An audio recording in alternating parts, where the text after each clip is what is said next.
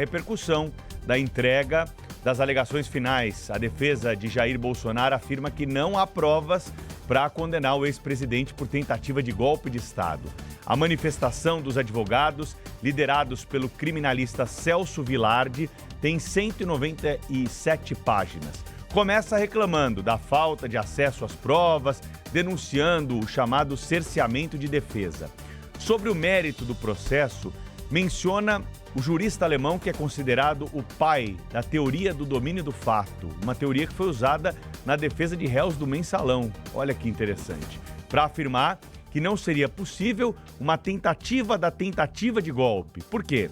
A lei brasileira, ela prevê a ampla defesa, ou seja, advogados podem apresentar diversos pedidos à justiça nessas peças processuais, inclusive argumentos que possam parecer, por uma linha lógica, e o direito não tem essa linha lógica, conflitantes entre si. Vou explicar melhor para vocês. A defesa do Bolsonaro diz, premissa principal, o cliente tem de ser absolvido porque não tem prova de que ele está envolvido nos crimes denunciados pela Procuradoria-Geral da República.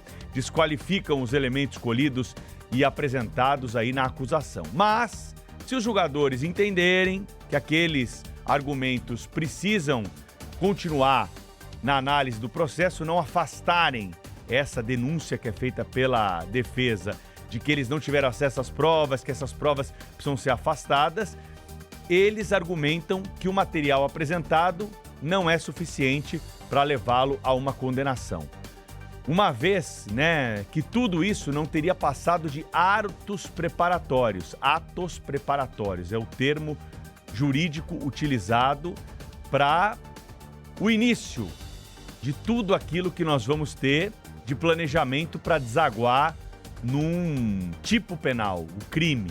E como vocês já ouviram aqui na Rádio Bandeirantes, esses atos preparatórios não são passíveis de punição pelo direito penal.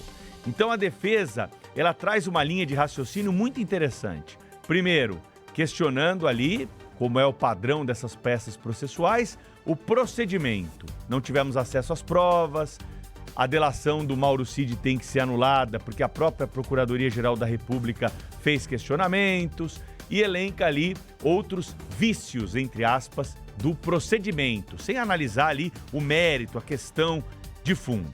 Depois disso, eles passam a enfrentar o mérito. E como todo bom advogado, a primeira tese é absolutória, Afinal de contas, advogado que não pede a absolvição do cliente aí não é um bom advogado, convenhamos. Depois disso, eles passam para as teses subsidiárias, que é essas que eu estou conversando um pouquinho com vocês aqui, que pode parecer um conflito, porque quem não é da área do direito deve estar se perguntando, peraí, a defesa diz no primeiro momento lá, o Bolsonaro tem que ser absolvido, todas as provas não funcionam. E aí eles falam, não, mas se aceitarem as provas, eles não chegaram a cometer o crime ainda. Peraí, mas aí tem uma contradição, mas isso faz parte do direito. Foi assim no Mensalão, foi assim no Petrolão. Todas as peças processuais de bons advogados têm teses subsidiárias. Inclusive lá no fim, na página 197, eles escrevem o seguinte, ainda que ele venha a ser condenado por todos esses crimes, que se não se reconheça nenhum dos pedidos anteriores, nós pedimos que os agravantes sejam desqualificados por isso, por aquilo, e aí colocam ali mais um argumento. Então esses conflitos na pressa, eles são absolutamente comuns. Quem é da área criminal sabe muito bem, quem estudou direito sabe muito bem que isso acontece.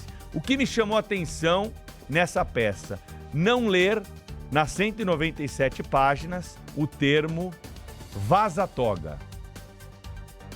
Trata-se de uma denúncia séria a respeito de assessores do ministro Alexandre de Moraes que estavam conversando, reclamando da pressão que o ministro relator, que lembramos aqui, foi o delegado de polícia, foi o promotor dessa história durante a investigação, ele empregava sobre os seus subordinados, tanto no Supremo Tribunal Federal quanto no Tribunal Superior Eleitoral, quando ele foi presidente do Tribunal Superior Eleitoral. E aí nós tivemos provas emprestadas, trocadas, e um desses assessores diz, nós temos o vazamento desse áudio, claro, que o ministro estaria pressionando por provas contra aqueles que estão envolvidos nessa história toda, a trama golpista, como a imprensa gosta de chamar.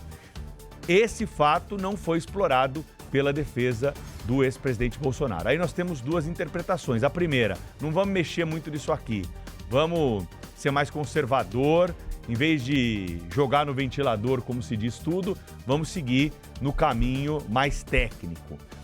E a outra interpretação é justamente a de que não havia ali argumentos sólidos suficientes para colocar essa questão nessa peça final que foi apresentada pelos defensores de Jair Bolsonaro. A grande pergunta é o que acontece a partir de agora, Pedro? A partir de agora o Supremo vai marcar a audiência final, o julgamento final. Os advogados vão ter a oportunidade de se manifestar no plenário, fazer um resumo disso que eles apresentaram em 197 laudas, e os outros advogados também vão se manifestar, e os ministros farão, então, o julgamento para decidir o que vai passar no primeiro momento para a história, porque depois a história do Brasil ela muda e nós já vimos esse filme em outras oportunidades. Cláudio Humberto, direto de Brasília, também tocando aí